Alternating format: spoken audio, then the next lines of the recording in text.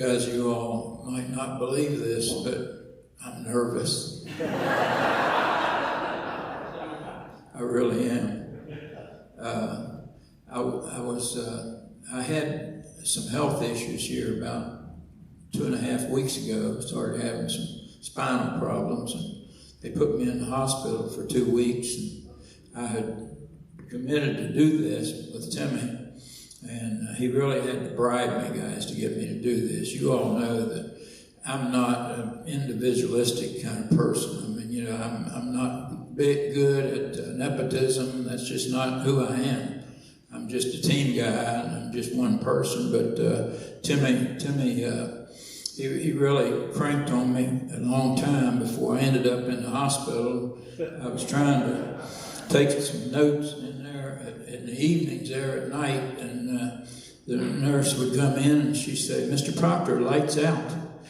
Gosh, I'm going back to my days in college. I was like, "Great day, lights out, Mr. Proctor."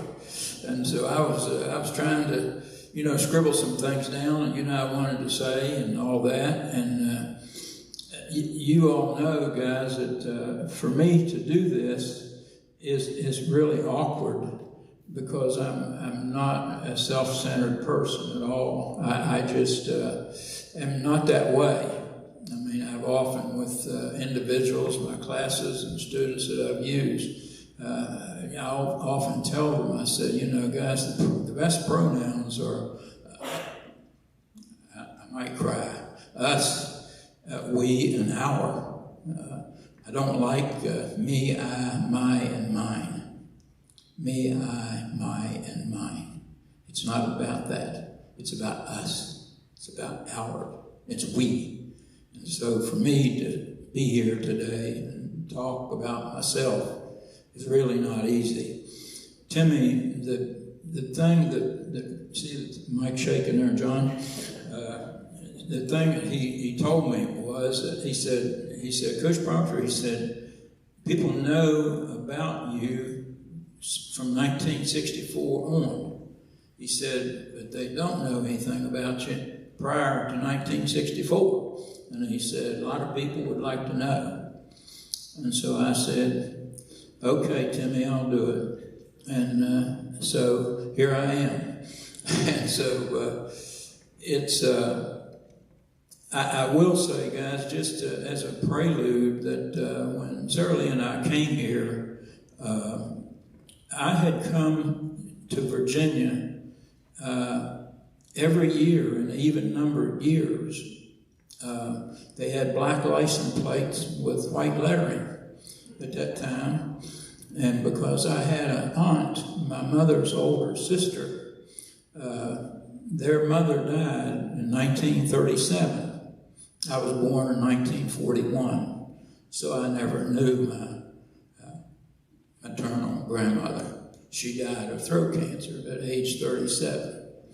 And the oldest sister, named Jaretha, she moved to Windsor. She married a truck driver that she had been dating, Jack White, and they moved to Stevens City and lived there where the post office is right now, you know, where the U.S. Post Office is in Stevens City. That was where their house was. Every time I drive by there, I have the fondest memories. And then she and they would come to our home in West Virginia in the odd-numbered years. And that was just the thing that we did for vacation. That's the only vacation that we ever had. I know people talk about going to the beach and doing all those kinds of things, but for us, that just wasn't how it was. It's hard for you to imagine this, but the only day that we had meat was on Sunday. And it was most always chicken. That's what we had. And we had to pretty much fight to get 2 pieces, really. Things were really scarce, guys, back in those days. My mom was born in 1922, and her mother died. She was 15, and Jaretha was 17, and so she was old enough to leave. And my mother had a younger sister, Ruby, and she had lived with the family during their mother's illness. And so they took her, and she moved to South Carolina, and my mom had stayed with her family too. I don't guess, guys, any of us can imagine what the Depression was like. But I know from the stories that my mom and dad have told me what it was like. My mom would talk about being in the soup lines and be maybe a block away from where we were dipping the soup, and get up there and say, "Folks, that's all the soup we have today." Huh? My mom, go home. Nothing to eat that day. So, anytime you think things are tough, remember that. Just remember that. I remember that story. She always told me that. And, but my mom and dad, and my dad's father had died, and he had stomach cancer. Couldn't treat cancer, I guess, guys, back in those days. One from stomach cancer, and one from throat cancer. And but my dad, he dropped out of school and got a job working at a glass plant. They hired him even though he was 15 on some kind of a hardship case or something. And so he worked there, and they met and married in the late 30s. And I was the first child, first of 3 boys. And then my dad was drafted in the Army, and was a prisoner of war in Germany, and wouldn't ever talk about it very much, hardly, until before he died. His mind wasn't good, and I would go see him, and he would all of a sudden, just out of the blue, he would, and the nurses told us that that's what happened. They had flashbacks from the war. He would never tell us what it was like. He didn't want us to know.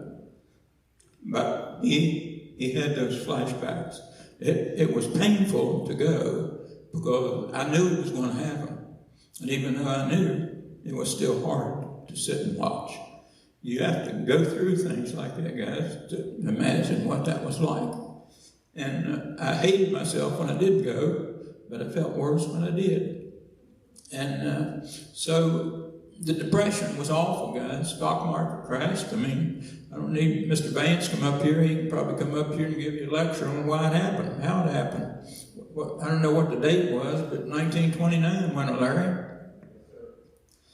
And of course, that was when my parents were living through that and trying to get started. And we sometimes I think it's good, guys, to go back in history. I think most of you all know that I taught a little bit of history and a little bit of civics and a little bit of geography, and I taught some PE, taught some health, and most of you know that I was probably pretty strict. Today, I'm probably soft as a marshmallow, really.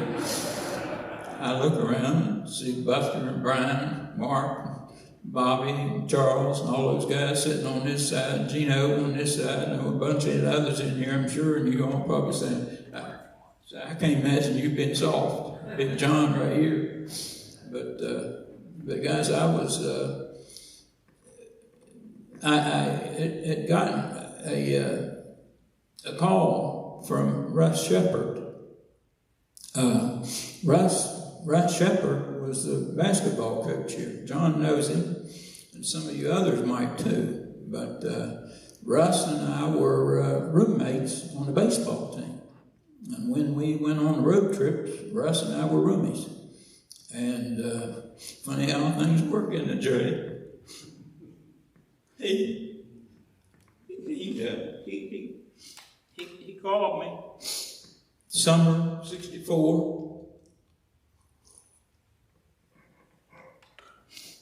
I was working as a lifeguard. I liked that summer job. That's probably the best summer job I ever had, working as a lifeguard. I did that for 3 years. I was a swimming instructor and a swimming coach and everything else. I was the only one that had advanced degrees in all that, at that pool particularly. And my junior high school football coach was the manager of it, and he'd call me way back in the winter, and he'd say, "Now, Glenn, you gonna be with me this summer, aren't you?" I said, "Yes, sir, I'll be right there, Mr. Miller." And but I was at a pool over at South Hills Country Club there in Charleston, and probably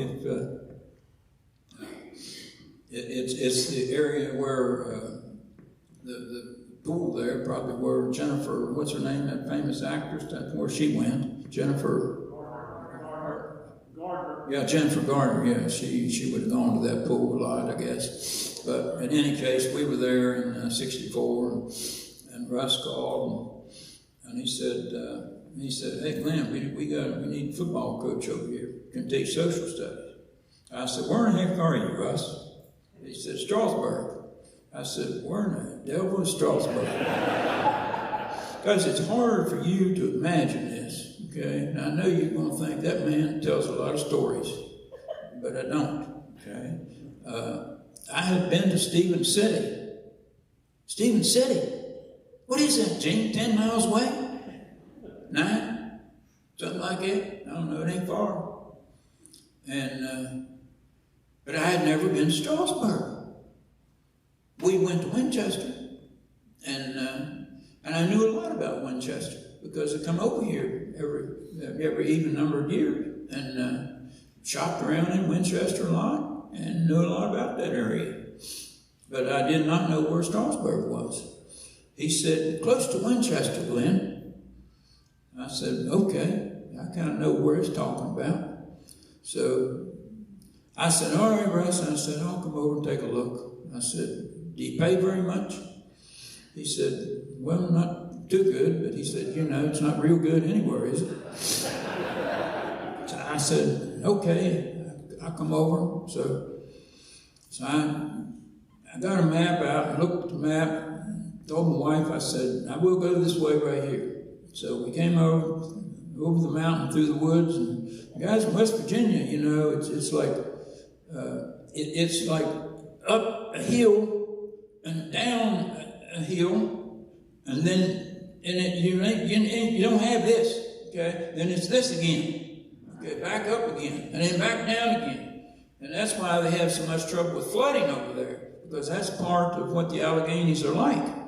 And if you know anything about the terrain of West Virginia, you know what that's like. And so that's the route we took, because we felt like that was the shortest route.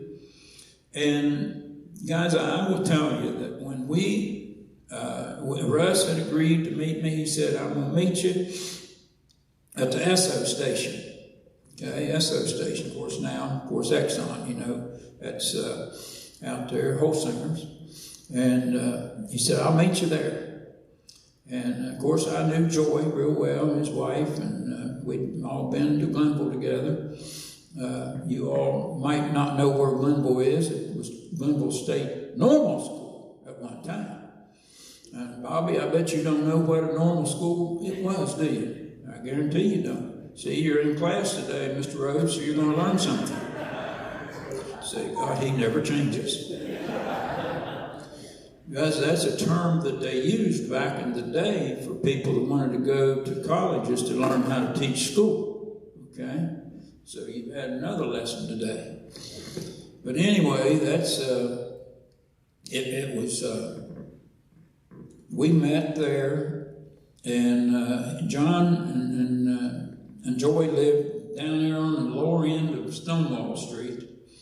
I don't know what is that still, I guess that's not King, it can't be Queen Street all the way out there, is it? I don't know, what is that? It might be a different street. But that's where they lived. And so we was going to come over and spend the weekend with them. And did.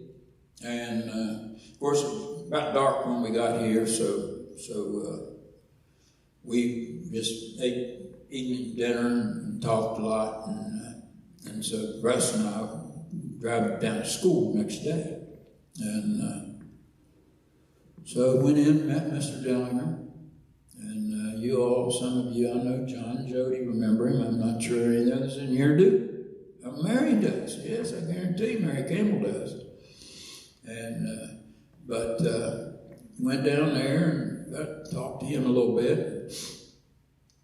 We walked around the school and just kind of looking around and everything, you know. I said, John, I said, what's the colors of the school here? Everywhere I've been, guys, been blue. Blue's the only thing I ever knew. High school, college, where I've ever been, had been blue. I didn't know anything but blue. And he said, purple. I said, purple. I said, is that on the color list? Russ, he said, oh yeah. He said that's a color. Guys, this is the honest truth now. You all going to say I'm telling another fib, but I had played football and basketball and played baseball and track meets and everything all over West Virginia. And I played football for 4 years and baseball for 3 years in the West Virginia Athletic Conference and been all over the state, everywhere. I mean, everywhere we went, nobody wore purple. There was no purple. I thought he was lying. He took me in the equipment room in there and he said, look here, Glenn. He said, this is our color. I said, John. I said, that's a girl's color. They had girls' sports here. Mary Campbell can attest to it. Jody can. Jody's on the first team. I still got a picture of that. They took it out down to school down there, and they was going to throw that away. And I said, you are not throwing that picture away. And I still got it in my garage. They're not throwing that stuff away. My wife gets mad at me, but it's too valuable. I wouldn't let them throw it away. And but I was serious. I mean, that you all had girls' sports here, but see, in West Virginia, we didn't have that. That was just not something that they did in West Virginia. Girls were either cheerleaders or majorettes, and I guess that's all you could be. I suppose, I don't know. But so I said, well, what's the nickname of the school, Russ? He said, Rams. So we walked out there in the hall, and they had I guess what you'd call a domestic, what I would call a domestic sheep, is what it was, looked like to me. And so I didn't say anything to Russ because I thought, Jimmy Christmas, I've done criticized him here because he's coaching basketball here in this purple school. And so I didn't say nothing, but I thought, Jimmy Chris, that thing doesn't look very intimidating to me. And so it wasn't long, you know, after I was here a couple of years, that changed pretty quickly too. And you all know what kind of ram we got now, Rocky Mountain Ram. I went to Mr. Dellinger and I told him, I said, Mr. Dellinger, I said, that ram is not very imposing looking, is it? He said, what do you mean, Coach Proctor? He didn't call me Mr. He called me Mr. Proctor. He said, what do you mean, Mr. Proctor? I said, well, it just looks like it's tame. He said, well, it is tame. And I said, Mr. Dellinger, I said, we're talking about trying to do some things here to toughen kids up here a little bit and play some sports, aren't we? And I said, those things are too docile. He said, what? I said, docile. He didn't know what that meant. He said, well, this was after my second, third year here. He said, why don't you go ahead and get something that you think might be appropriate and show it to me? And he said, I will take it to the faculty council. And he said, we will see if we can get it approved. And so he did. And yes, they did approve it. And so now you know why we got a Rocky Mountain Ram instead of a sheep or whatever you call it. That's what I'd call it. And but guys, when we came into town here,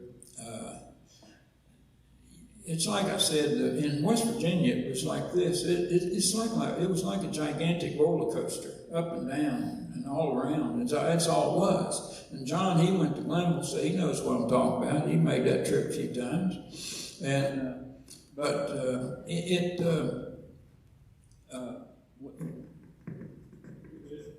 okay.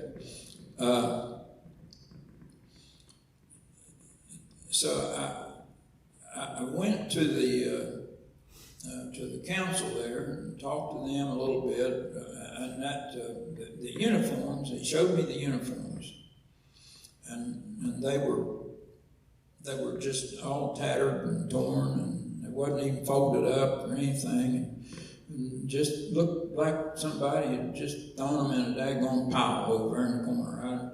I didn't like that at all. I thought, well, my gosh, what kind of outfit is this? And Russ said, well, I take better care of my stuff. And the guys that were here, of course, were playing a vicious schedule. And most of you don't know this. I mean, John Weimer will know it, and Tim Taylor will know it, and I don't know who all else might. But you know, guys, when I came here in '64 and all the years before, you had districts, but districts were governed by geography only. Geography only. Didn't take into account how many students you had. My gosh. And everybody kept saying, you can't win there. And, well, when I started looking at the schedule, I could kind of figure that out. My gosh, we were playing big schools. I mean, gosh, we were playing Loudoun Valley, Loudoun County, Stonewall Jackson, Manassas. And I saw that Mosby school one there, and I asked Mr. Dillinger, I said, where's Mosby? He said, that's in Front Royal. I said, well, what is, I said, I know who Mosby was. He said, yes. He said, that's what it is, Mr. Proctor. He said, it's a freedom of choice school. I said, we're not going to play that game. And guys, you know, I grew up in West Virginia. You all know why West Virginia seceded from Virginia on June the 20th of 1863, don't you, Mr. Vance? There was one primary reason. It was all about slavery. And we weren't accustomed to that over there. Desegregation happened in West Virginia in 1955. And I said, we ain't playing that game. He said, no, Mr. Proctor, he said, you got to settle down. I said, well, why didn't you tell me that when I came over here for that interview? Why I didn't think of it? Or I didn't think it was important. I said, Mr. Dillinger, I said, you know I was raised and born in West Virginia, okay? And you have taught math, but I assume you've had a little bit of history. Oh, I was hot. Oh, I mean, tell you what, he said, I said, we're not playing that game. I told him, I said, we're not playing that game. Of course, it come down to that week where we had to play him, and I had Willie Mitchell and Lenny Osbury was on our team. And he said, well, Mr. Proctor, he said, Wilbert and Leonard will not play in the game that Friday night. I said, Mr. Dillinger, I said, we can't do that. I said, that's wrong. He said, he got out of contract. He showed me a contract. He said, Mr. Proctor, he said, we made an agreement that we would play them at their place. And he said, here's the contract. He said, if we don't play that game, he said, we're going to have to pay them $1,000. Like $1,000 was millions. I said, well, we'll just pay them $1,000 and not play the game. We practice that day. And he said, Mr. Proctor, he said, we haven't won very much here. He said, we only have $320-some in the athletic account. I said, what? And I just couldn't believe it. I mean, I was just in shock. And obviously I was about ready to just pack up and leave and go home. And And he took me down to Mr. Deputy Robinson down in Woodstock down there. We sat out there on the porch out there at his house there. And of course, he did tell me, he said, he was a big, tall man. I don't know if y'all ever knew him or not, but oh my gosh, he was 6'6", gigantic man. And he said, now, Mr. Proctor, he said, we will be able to give you a little bit more money because he said, Mr. Dellinger tells me that he wants you to be the new athletic director. And see, Russ had told me right after I got here, he said, I'm leaving. I said, what are you doing, Russell? He said, I am going to Warren, Ohio. He said, there's a good job over there, and I'm not going to pass it up. I said, lo and behold. I said, you bring me over here, and then you walk off and leave me. I mean, I had been dealt so many daggone blows right in there, folks. I'm going to tell you what, it's the winter. I just didn't hop in my old 59 Ford and drive home. But I didn't, and I stayed, and I'm grateful today because I did. Because sometimes you can't make hasty decisions. When you do, they're usually not well thought out. But he said, if we can give you $200 more, that will put you up to $4,350. $4,350. That's what I made. But it was more than I had. And my dad had put me, guys, in Owens, Illinois, bottle plant there. I had to get up there, top them conveyor belts, and they bring them daggone packages of cartons of beer bottles and all that stuff up that cart and thing up there and coming up there and hitting you, and they're falling down and falling on the ground and breaking, and the boss is yelling at you, knock that stuff up there, Proctor! Knock that stuff up there, Proctor! And here I am, I think, oh God, I've done gone football practice again. But it was, and I didn't know what it was like. And that's why when I left high school, I wasn't going to go to college. Coach Lilly, Jess Lilly, and John knows him. Most influential man I ever had in my life, guys. Jesse Ray Lilly. He was a football coach. He was the JV basketball coach. He was the track coach. He was my PE teacher. He was everything to me. I idolized him. And he is the reason that I wanted to be a coach. I just loved him. And I just wanted to be like him. And he came over here, he and his wife Ann. He was from Beckley, West Virginia. In 1989, they had a thing here, 25-year kind of a celebration or something here that they had for me, 25 years here. And gosh, they had all kind of things, daggone really nice, one of them clock things, whatever you call them, those things that dang and dong and all that, whatever they are, give me that. And I didn't know, but Coach Lilly came and spoke. And I've never forgotten that night. He got sick, and he died in 1999. And my wife's niece was his nurse in Clarksburg.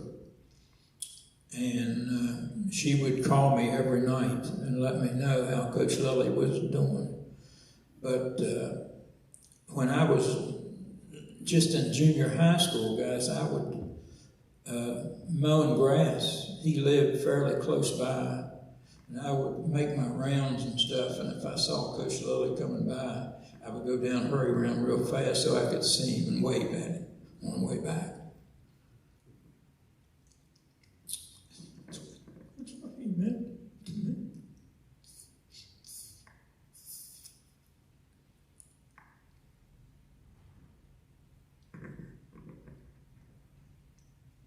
That's the other thing. When we came into town and saw Signal Knob and the valley, it was so wide that we loved it. I said, gosh, it's beautiful. We walked into town, and my wife said, I want to come here. I said, why? She said, they got street lights. Street lights.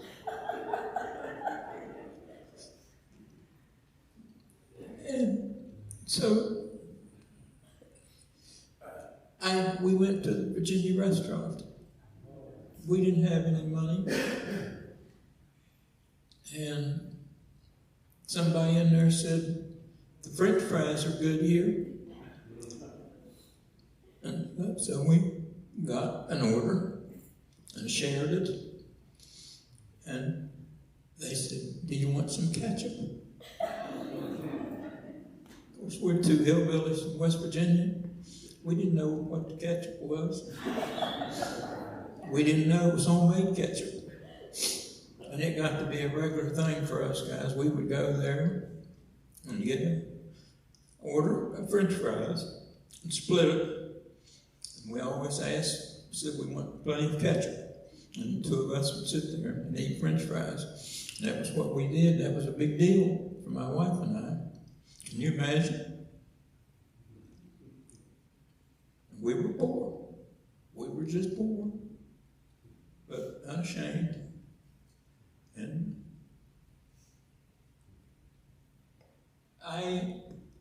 my aunt, and tell me when it's time for me to slow down. You're going fine. My aunt Dretha had a daughter, Jack. She was a little bit older than I was, and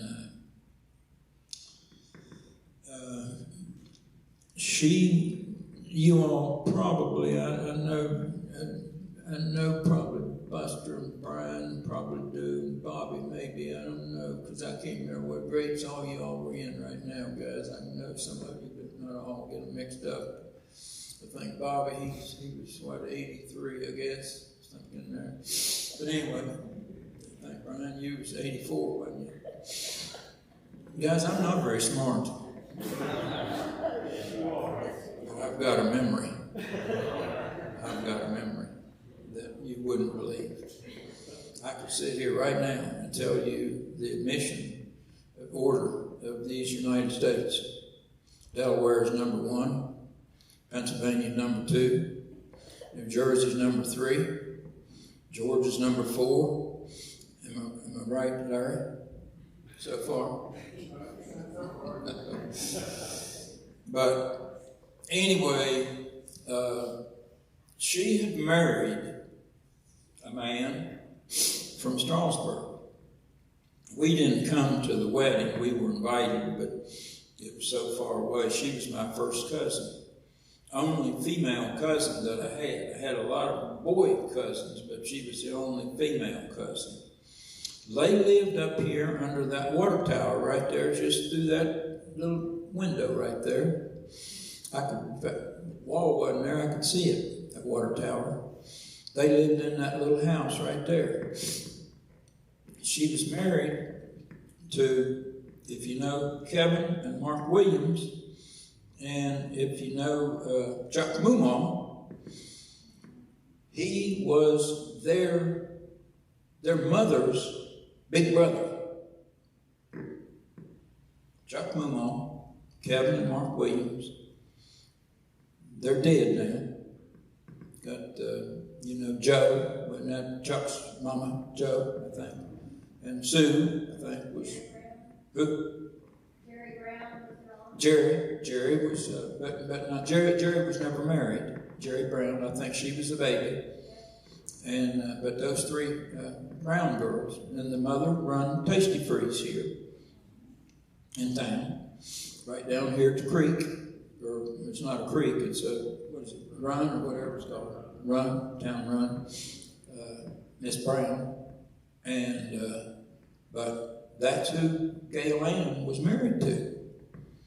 Now, guys, when I say big, you all think, Brian Moser's big. Okay, I mean, Brian might be one of the biggest guys in here. I mean, Brian Moser would be a flea compared to Dick Brown. He was huge, and he was mean, and he was a truck driver. And I think he could have probably scared the cops in town at that time. Well, anyway, he took us under his wing. He went out here and found a trailer, found how to hook up the gas and do all that stuff. He could do anything and knew everybody. And he would go in and talk to people, and he'd say, I want some gas down here with this man down here. And he said, I want it tomorrow morning. And he said, I want the best price you got. Man, I tell you what, I really got to thinking. I said, after the way football was going the first year, I thought maybe I ought to get him to be a bodyguard to get me to the locker room after the games. It was so bad. I had no idea it could be that bad. And it was awful, guys. I mean, we just were so bad. And I hate to say that. I don't know if Ike or Randy or of course, Jimmy Allen, not Jimmy, but he's gone. Charlie Emwright, he was around. Carl Bergreen, Ronnie Roller, he was on that team. Randy Estep, and Henry was on. Henry Emwright, he's gone. And Jimmy Skiles, he's gone.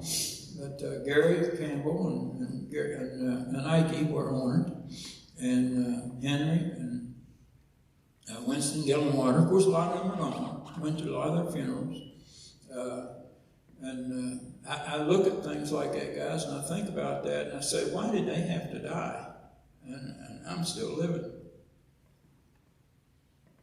Goozer Stickles, you all might remember Goozer, and all those guys. And we weren't very good. Ronnie Bowler was 175 pounds, and he was the biggest player we had. And I went home after the first day of practice, and I told my wife, I said, honey, I wish I hadn't signed that contract. She said, why? I said, they're midgets.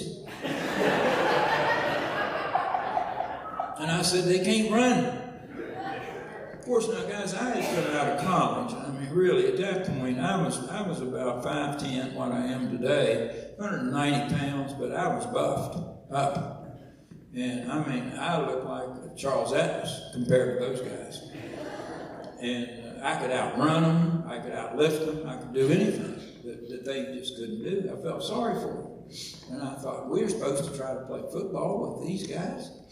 And it was really, really bad. We won the first game 6-0 over Harper's Ferry, and I thought people were going to have a carnival. I mean, they hadn't been used to winning. But Russ didn't tell me any of that. He did not explain any of that to me when I came here. He said, well, I had a good team last year, Coach. He said, I had a good team. Well, he did in basketball. But, my gosh, he had Jerry Dean Reynolds, Larry Crable, and had Eddie Kern, and I think Carl Bergreen was on that team. And Carl, we played Broadway here first year. John was playing, and we down here in the gym, in our gym, when that first year, John, and Broadway people down there beating on that door out there. They wanted their money. Harry Magnan was the head coach, and he was holding the ball. And Carl, we scored 16 points and beat him 16-13. And Carl Bergreen had 13 points. I think the only player that they had was Phil Faulkner. I think he's the only one that's living now, I guess. And but they were pretty good in basketball. They really were. But a lot of them that played basketball didn't play football, or they didn't want to play. And so I knew right away that I was going to have to do something to make them stronger. So Russ had taken me down and introduced me to Mr. Reynolds at the First Massanutten Bank. And some of you in here, if you're young, you probably don't even know what the Massanutten Bank was, do you? Well, it's where the police are now. But he took me down there, and I said, I told Mr. Reynolds, I said, Mr. Reynolds, I need to borrow some money. He said, I thought we got you all fixed up there. We got your trailer all set up and your account there for gas and all that stuff. I said, I know, but I said, I got to buy some weight training equipment here for these boys. He said, what do you mean? And I said, well, I said, Mr. Reynolds, I said, they're so weak. I said, they're just the weakest kids I've ever seen. Of course, you know, when you go to college, I mean, you know what it's like there. I mean, you know, you guys went to play college sports. I mean, you know, you pump a little iron, don't you? Better. And but they hadn't been doing that. They just didn't know and what to do or how to do or whatever. And it was... So he said, well, how much money do you need?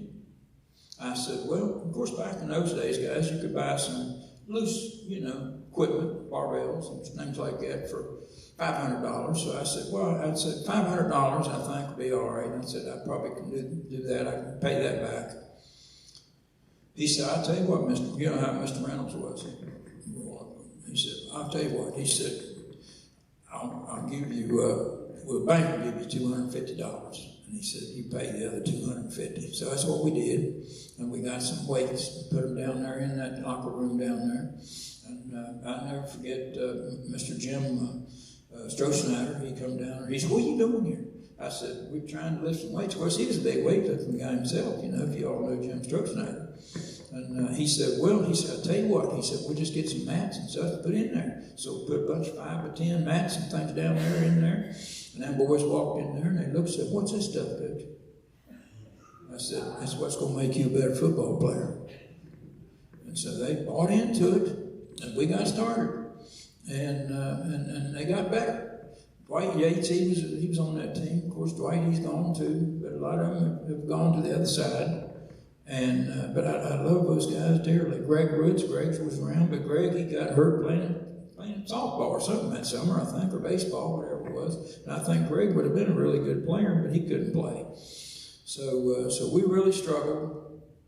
And then the next year there, we won one and tied one. But guys, we were playing schools like Turner Ashby and Broadway. And Gene, you were just a little pup then probably, but you remember going down there at Broadway, and I mean, they come down over the hill there, they had 85, 90 players. And here we come trotting out there with our little 20 or 25 or whatever we had. And I told Mr. Dillinger, I said, Mr. Dillinger, I said, I don't mind getting beat, okay, but I don't want my kids to get slaughtered unmercifully here, because I said, those daggone kids, how many people they got in their school? He said, well, I'll look it up. He did. I mean, my gosh, guys, we had 275, 80 kids in school, whatever it was, and they had 800, 900 kids, and we were playing them. And I knew that there was a lot of apathy, guys, about football here, particularly when I came. And I know who some of the coaches were. Jimmy Arts, whose daddy ran the SO down here. Isn't that Jimmy's dad that ran the SO station down here where the Handy Mart is now, I think? Jimmy coached. And Jim J, he coached here. He played at Glenville, although he was a lineman. And so, you know, I never did think linemen had a real good grasp of some things. And I know Jim didn't either. I was a quarterback, so I think I had a little bit better view of things. But so they were just, I looked here, guys, on this thing here. Somebody gave me this. I mean, you just, and they went through a time there in 1953 to 1957 where, and that's, I don't know how many years that is, it's 5, 6 years, where they didn't win a game. Not a game. And I'm wondering, what is wrong with this situation? And I had no idea that it was that bad. I couldn't imagine how it was that bad. So I started getting in Mr. Dellinger's ear. I said, look, this needs to change. I said, we're like sending lambs to the slaughter here. And it's just not right. And so he and we started going to Virginia High School Legal, Bill Pace, and John might remember who Bill Pace was, and Earl Gillespie, and Claudia Dodson, and some of those people down there in that office. Clarence Jones, remember Clarence? Clarence get all bum-fuzzled every time I raised my voice at him, because I was really angry over that. I said, guys, I came from West Virginia. Guys, you all tend to think that West Virginia can't play any football. Have you ever heard of a guy named Nick Saban? You ever heard of Nick Saban? You know where Nick Saban's from? Monongah, West Virginia. You ever heard of John McKay? Won four Super Bowls at USC. He's from Shinston, West Virginia. And and several others, guys. You ever heard of Lou Holtz? Won a couple national championships at Notre Dame. You all might be old enough to remember who Lou Holtz was. I can remember. And but they had some guys over there to coach. And so, it was not like that we were just overscheduled. And I feel sorry for the poor coaches that were here ahead of me, because maybe they didn't have anybody who would listen to them. And I told Mr. Dellinger, I said, Mr. Dellinger, I'm going to resign. He said, no, you don't want to resign. I did resign a couple times. And every time I did, Dr. Robinson come down here. He come down. He said, now, Mr. Proctor, he said, you're getting all upset here over nothing. I had a teammate, guys, that played with me at Glenville. We were from Big Chimney, West Virginia, 5 miles northeast of Charleston, Kanawha County, most populous county in West Virginia. You ever heard of Jerry West? He played there. You ever heard of Alex Hawkins? He played there. You ever heard of Randy Moss? He played there. Okay, all those guys played in All Valley Conference, but that is where I had my roots growing up in that area down there. I knew what you had to do to be competitive. I used to go to a lot of games and watch them play, but it was like. There, they had about, I think it was like 12, 13 AAA schools right there in that one conference. You didn't have to go but about 3 miles to get in a fight down there. That's just the way it was. And so I was long trips here. When I came here, guys, I thought, good Lord. Skeeter Getz, he was our bus driver. Y'all remember Skeeter? He was our bus driver. I said, Skeeter, where in God's name are we going? He said, oh, it's just a little while longer here, Coach. I said, good Lord of mercy. I wasn't used to that. At Glenville, it wasn't so bad, but we was on charter buses, going to play football over there, and that was kind of easy. But I wasn't used to taking them big, long trips like that, because I was just from an area where everything was close and compact in there like that. But, so I obviously had trials and tribulations, those first few years, guys. It was, we finally started breaking in right there about what year, John? You're 67. That's when we won 3 games, didn't we? We won 3 games and tied 1. And more importantly, we beat Central in that game. And then, guys, after that, we started making some progress. Our kids were lifting weights, and guys, we had some black kids coming in then at that time. Remember Edgar Alsbury and Ray Alsbury and Willie Mitchell and all those guys? And up to that point, we didn't have them. And so we really started getting really, really competitive. And then, it all culminated when number 33 and those guys, of course, he was just a little junior at the time, but we upset the world there when we went 10-0 in 1970. Took a long time. That's a long time, 64 to 70. That's quite a few years, but we had a lot of work to do. And but we got it done, and Gene and them went down there, and we played Fluvanna in the playoffs. And guys, I you know, a lot of people don't want to ever take fault, you know, but I will take fault. Is that Marcus sitting back here? Yes, sir. Number 23. Give me 10.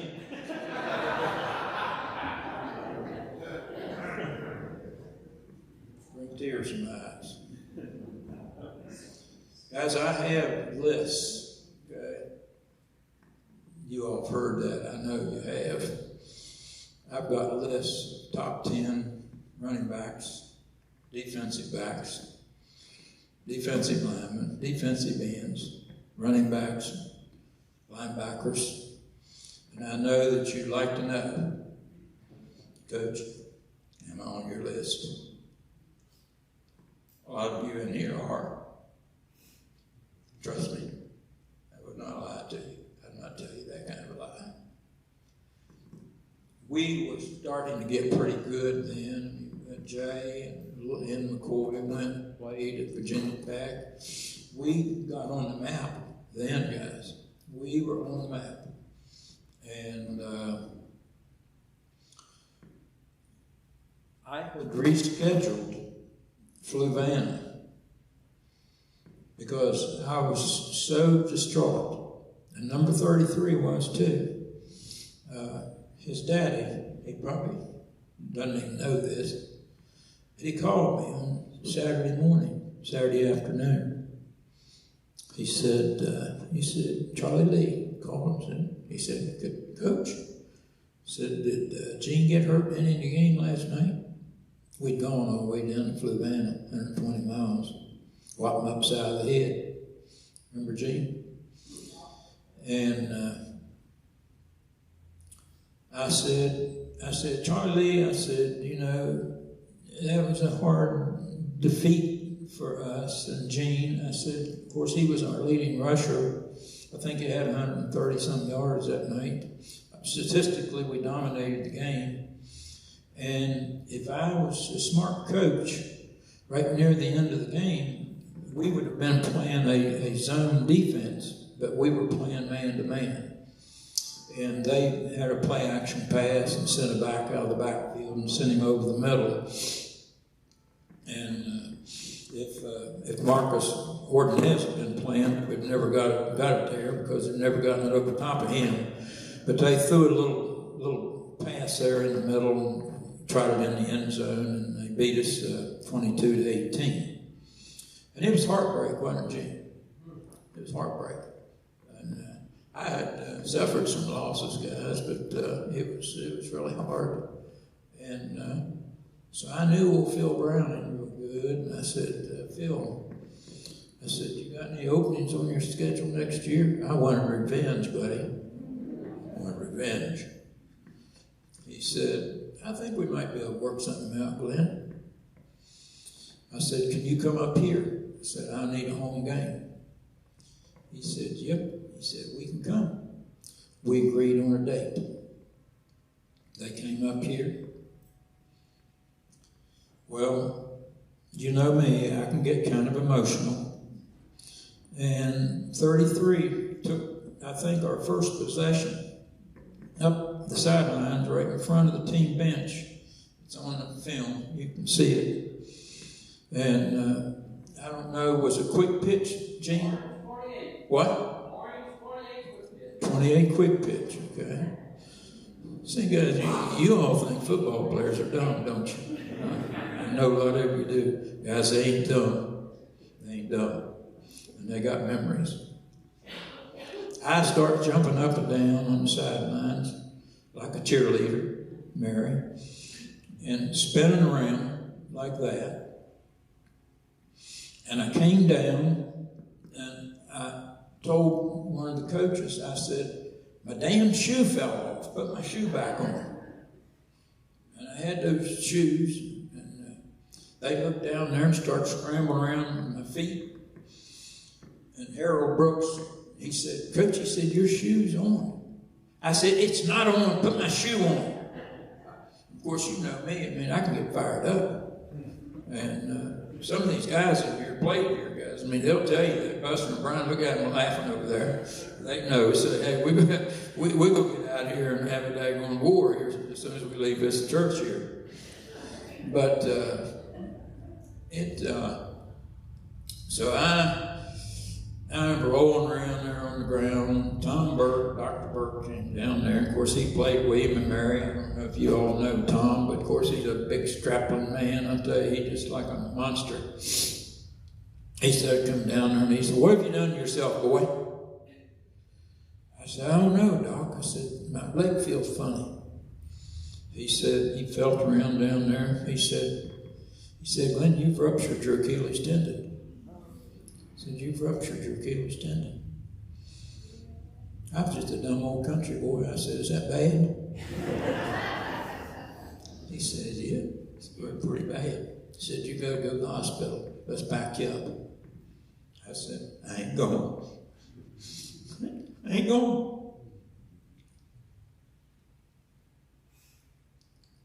He said, all right, let me get some crutches. You can hop around down here on the sidelines. So I did.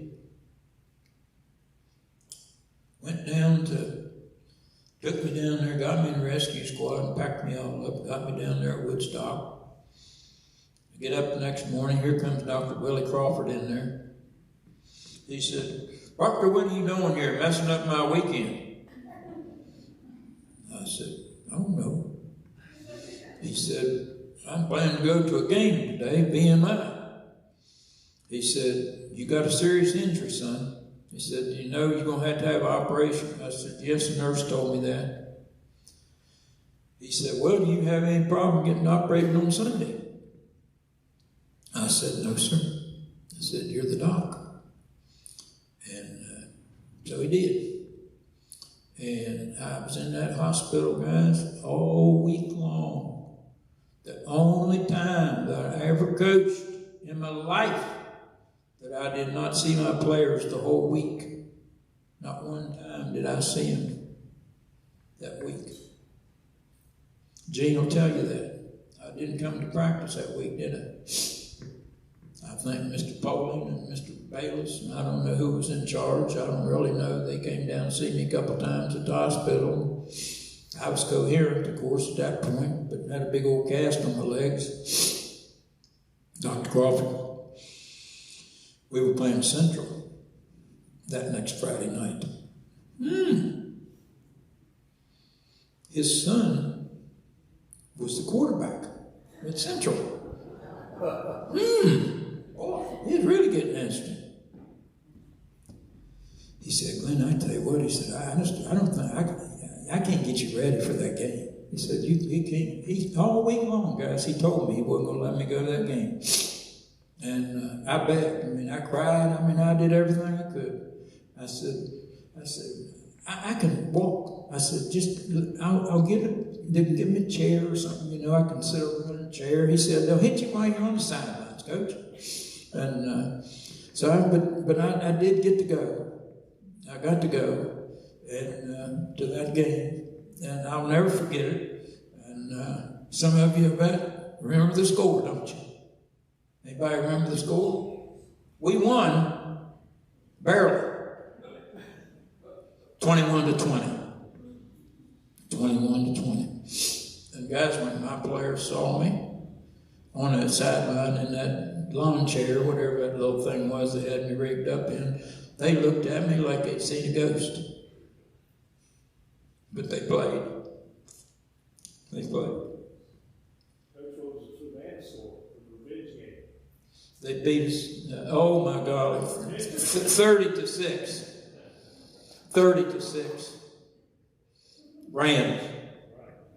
Wrap it up here, about a minute or so, we'll take some questions. Okay. Guys, you know, most of you all know this about me. Some of you I've told this. I'm a ram.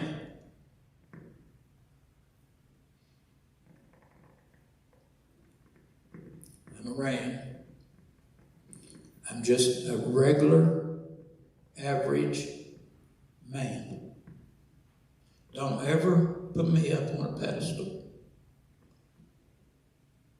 Regular, average man. I love you guys. Thank you for coming.